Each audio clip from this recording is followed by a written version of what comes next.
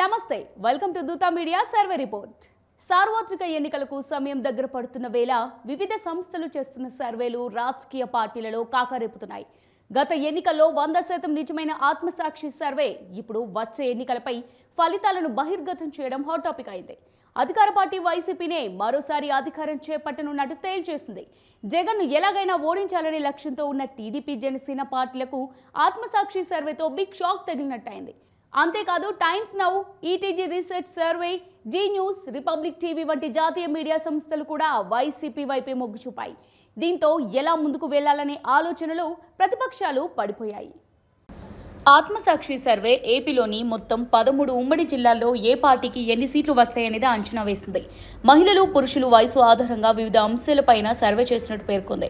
ఈ సర్వేలో అధికార వైసీపీకి స్పష్టమైన ఆధిక్యత కనిపించిందని తెలిపింది. సర్వే సంస్థ వెల్లడించిన వివరాల ప్రకారం వైసీపీకి 48% ప్రజల మద్దతు ఉండగా టీడీపీ కూటమికి 46.50% ఉన్నట్టుగా తేల్చింది.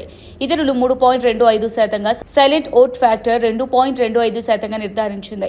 అధికార పార్టీ వైసీపీకి 106 నుంచి 110 స్థానాలు, టీడీపీ జనసేన కూటమికి 64 నుంచి 68 స్థానాలు వస్తాయని అంచనా వేసింది. ఇదే సమయంలో టీడీపీ జనసేన కూటమితో బీజేపీ జట్టు కడితే అధికార పార్టీకి మరింత ఓటింగ్ శాతం పెరిగే అవకాశం ఉందని అంచనా వేసింది.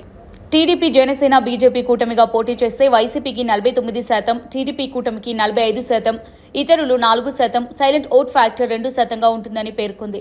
టీడీపీ జనసేన బీజేపీ 3 పార్టీలు జత కడితే అప్పుడు అధికార పార్టీ వైసీపీకి 115 నుంచి 122 సీట్లు, కూటమికి 60 నుంచి 65 స్థానాలు వస్తాయని అంచనా వేసింది.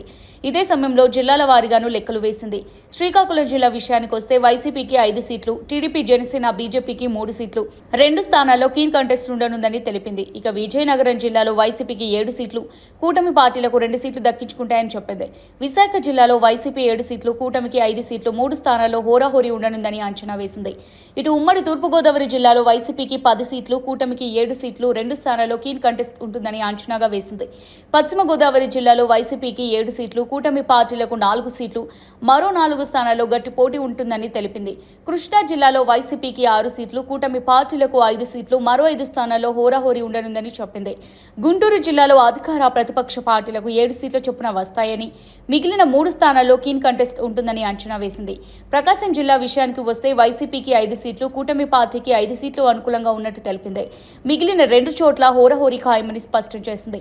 నెల్లూరు జిల్లాలో వైసీపీకి 5 సీట్లు, కూటమి పార్టీకి 4, ఒక స్థానంలో గట్టిపోటీ కనిపిస్తోందని తెలిపింది. కడప జిల్లాలో వైసీపీ ఆధిక్యత కొనసాగిస్తోందని తేల్చేసింది.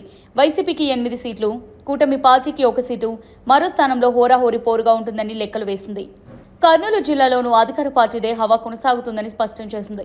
వైసీపీకి 10 సీట్లు, కూటమి పార్టీలకు 3 సీట్లు, ఒక స్థానంలో కీన్ కంటెస్ట్ ఉంటుందని తెలిపింది.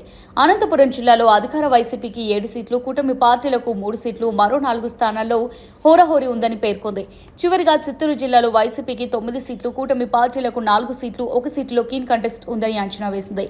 అటు ఆత్మసాక్షి సర్వే అలా ఉంటే Times Now, ETG, Zee News, Republic TV లాంటి జాతీయ మీడియా సంస్థల సర్వేలు కూడా వైసీపీ వైపే మొగ్గు చూపాయి. ఏపీ వ్యాప్తంగా వైసీపీ 49% ఓట్లతో 21 నుంచి 22 లోక్సభ స్థానాలను దక్కించుకుంటుందని Times Now, ETG research survey తెలిపింది. టీడీపీ జనసేన కూటమికి 45% ఓట్లతో 3 నుంచి 4 లోక్సభ స్థానాలకి పరిమితి కానుందని అంచనా వేసింది.